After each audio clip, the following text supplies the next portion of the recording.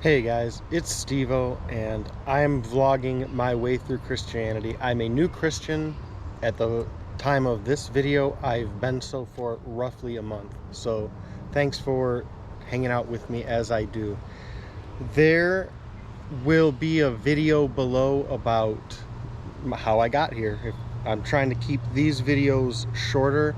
I tend to do a lot of long form, so videos like this I'm hoping to be a little bit shorter and keep people's interest a little better.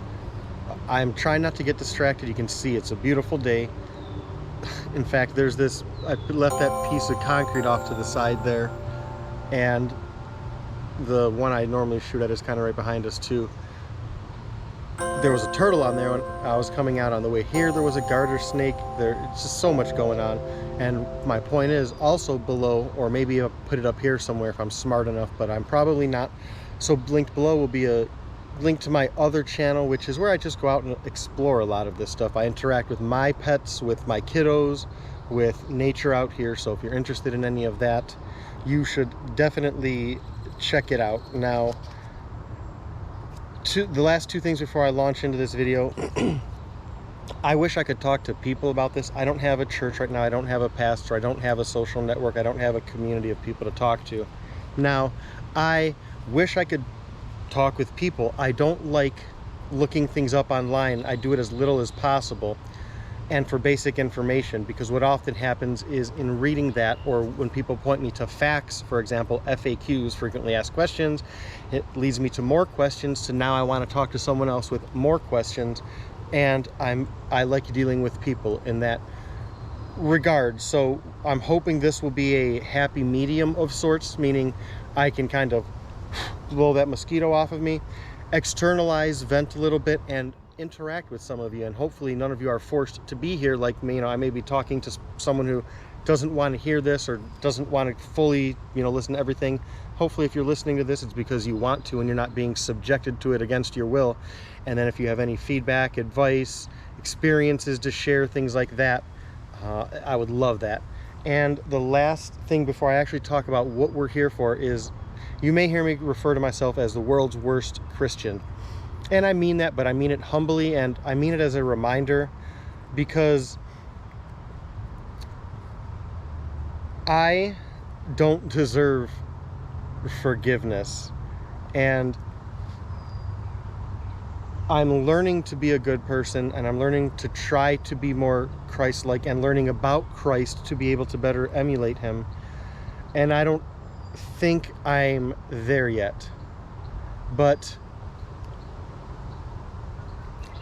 if I were to die and be forgiven like I think, it is not because of me or because of anything I've done. It's actually in spite of all of that, in spite of everything I've done, in spite of who I am even now, because I don't deserve it. And so again, if you ever hear me mention that, or you see that in the titles, it's tongue-in-cheek, and it's meant to humble myself and keep that in mind, so I don't just start to let ego creep back into things, as I've been wont to do in my former life. So with all that out of the way and nothing more to say, I hope everything is going well with you and you're taking care of yourselves and the ones that you love.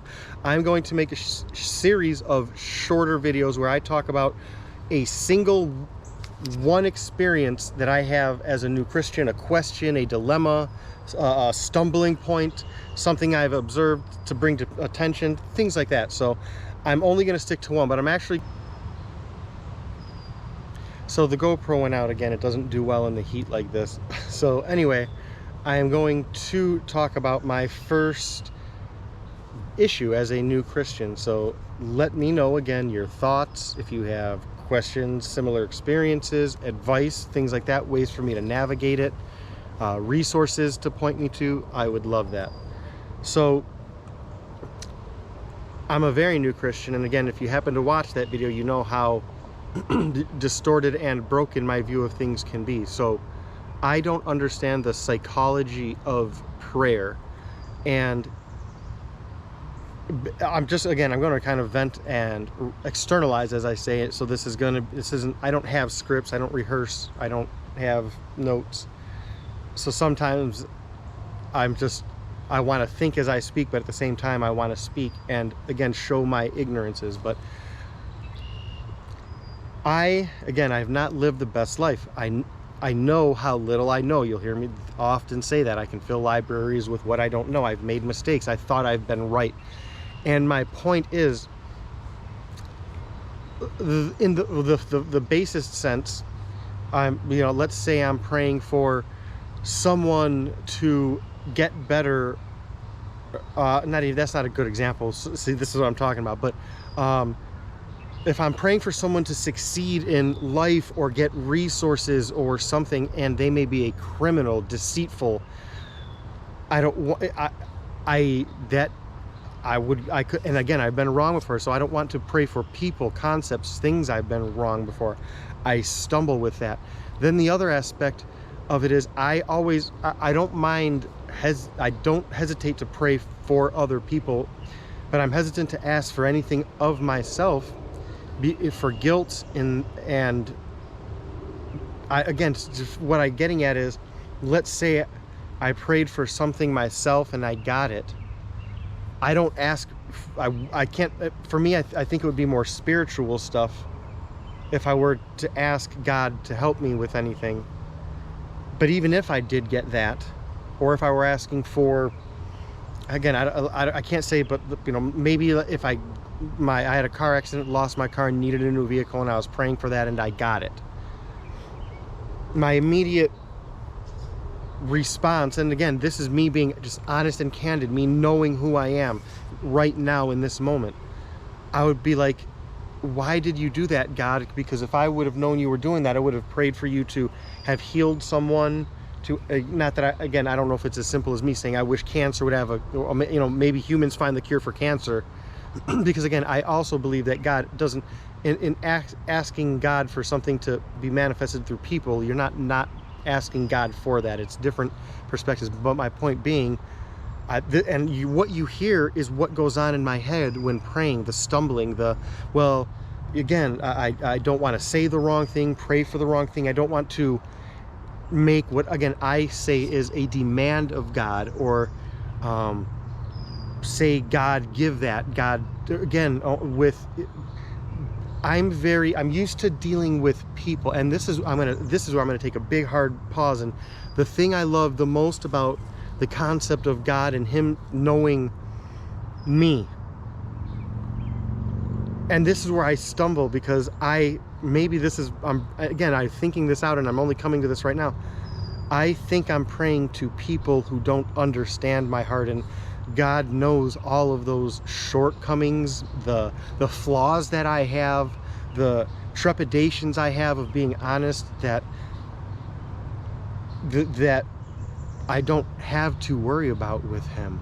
Jesus understands those, and it's so difficult for me to wrap my head around that. Again, as a new Christian, again, as someone who has not been, there are some people who have been raised into the Christian umbrellas and things like that, closer, or maybe lived it for a while, walked away, or doubted, or coming back, and I was so far from it. It's a shock. I say, for in that video I talk about my dad, and it was being able to understand Jesus's perspective of forgiveness that I was able to finally forgive. The way I say it is forgive like Jesus, not forgive like I've been. I want to say forgive like I've been, but even I can't even say the way I viewed it was wrong in the earthly sense of forgiveness. And I'm not going to go into a diatribe about that here, but again, I often talk about how I view things differently, meaning even God and religion and all this, and Christianity, I view through what I view first, which is my base sense. And that's not always wrong, because I can speak to others but who have the same positions. But semantically, I'm very semantic driven, and I was talking to my aunt about the fact that I use words in archaic ways. And forgiveness, the etymology of the word is incredibly fascinating, because we tend to think forgiveness is me forgiving you for what you've done in the past. And I can't say that's wrong, but the etymology of the word, the for aspect, is in essence saying, I'm already forgiving you in the future. It's not, I don't know if that makes sense linguistically, because again, this is where I stumble between the thoughts in my, going from my brain to my lips to your ears being not as I say them, but I don't know if that makes sense. But when I just realize that God is so understanding, he's forgiving me, again, I hate this. I didn't understand this before God, and I didn't have a father. And now when I think of Jesus as my father, when I think of this, it's a totally different story, because I have kids and I hope they think about Jesus and me the same. But I know I'm gonna sin again sometime. And again, one of the old things I used to say as a non-believer was that Christians would use it, use it as an excuse to sin. And again, I am not saying that some people who call themselves Christians don't do that, but I can say, if you're a Christian, you regret, again, I'm regretting something I haven't done yet.